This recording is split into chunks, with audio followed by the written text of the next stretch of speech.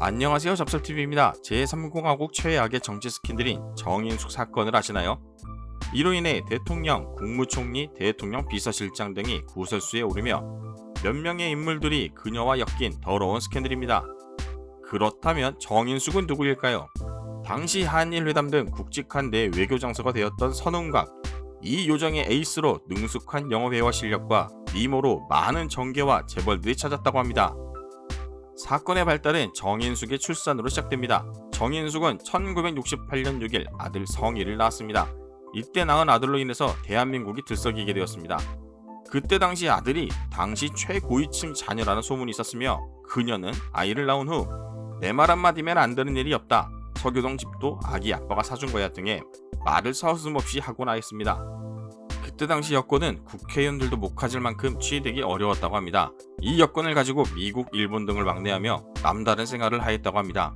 하지만 정부는 정인숙의 출산이 정치인들의 도덕적인 문제를 떠나서 71년 대선을 앞두고 선거에 결정적인 피해를 우려했습니다. 이때 세간에는 별의별 소문이 다 돌았습니다. 나훈아의 히트곡 사랑은 눈물의 씨앗을 아빠가 누구냐고 물어보신다면 청와대 미스터라고 말하겠어요. 나를 죽이지 않았다면 영원히 우리만이 알았을 것을 죽어보니 억울한 마음 한이 없소, 이렇게 개사하여 국민들이 흥얼거릴 정도였으며 당시 야당인 조윤영 민주당 의원이 이 노래를 대정부 질문 때 정일건 총리에게 불렀다고 합니다. 결국 나훈아의 노래는 금지곡으로 지정되었습니다. 또 세간에서는 박정희의 아들이라는 소문이 있었으며 유경수 여사와 부부싸움을 하였다는 소문이 나기도 했습니다. 하지만 수사 과정 때 정인숙 집에서 수첩과 장부에 이름과 일시, 장소, 명단이 발견된 내용에는 박정희 대통령, 정일건 국무총리, 김영욱 중앙정보부장, 박종규 대통령 경호실장, 장차관급 인사, 군 장성, 5대 재벌회장, 국회의원 등 27명이 적혀 있었다고 합니다. 피살 사건에 대해서 알아보도록 하겠습니다.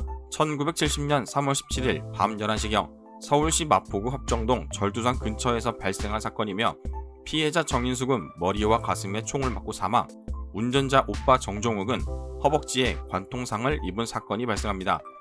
처음에는 강도 사건으로 보였지만 이는 최악의 정치 스캔들로 번진 사건이었습니다. 검찰 수사 결과는 오빠 정종욱을 피해자로 보고 조사, 정인욱은 정인숙의 운전기사를 하며 정인숙의 문란한 행실을 지적하였지만 오히려 폭언과 자신을 무시하자 가문의 명예를 위해 누이 동생을 살해하고 강도당한 것으로 위장하였다고 발표합니다. 이후 1심에서는 사형, 2심에서는 무기징역을 받은 뒤 1989년 가석방으로 풀려난 뒤 2000년 MBC 다큐 이제는 말할 수 있다에서 국무총리실에서 심부름 왔다는 저격수에게 동생이 살해당했다고 주장, 본인은 동생과 관계했던 고위층이 뒤를 봐준다고 했다는 아버지의 회유로 거짓 자백을 했을 뿐 집 앞에 있던 괴한들이 동생을 살해했다고 인터뷰를 합니다. 같은 해 중앙일보 인터뷰에서도 억울함을 호소했습니다. 정인숙의 아들 정성일은 미국에서 자라 성인이 된 후 한국으로 와 정일건을 상대로 친자 확인 소송을 제기합니다. 본인의 주장에 따르면 자신을 길러준 외할머니에게 네 아버지는 정일건이다라는 말을 어려서부터 들으며 자랐다고 합니다. 하지만 소송 중간에 정일건이 사망하면서 소송이 중단되었습니다. 일각에서는 박정희의 아들이 아니냐는 소문이 돌았으며 실제 김영욱의 자서전에서는 박정희의 아들이라는 주장을 하기도 했습니다. 또한 정인숙 사건으로 인해 박정희, 유경수는 부부싸움을 하였고 박정희가 던진 잿더리에 맞아 눈이 퍼렇게 멍이 들었으며 이를 기자 및 방문객이 목격하기도 하였다는 이야기도 있습니다.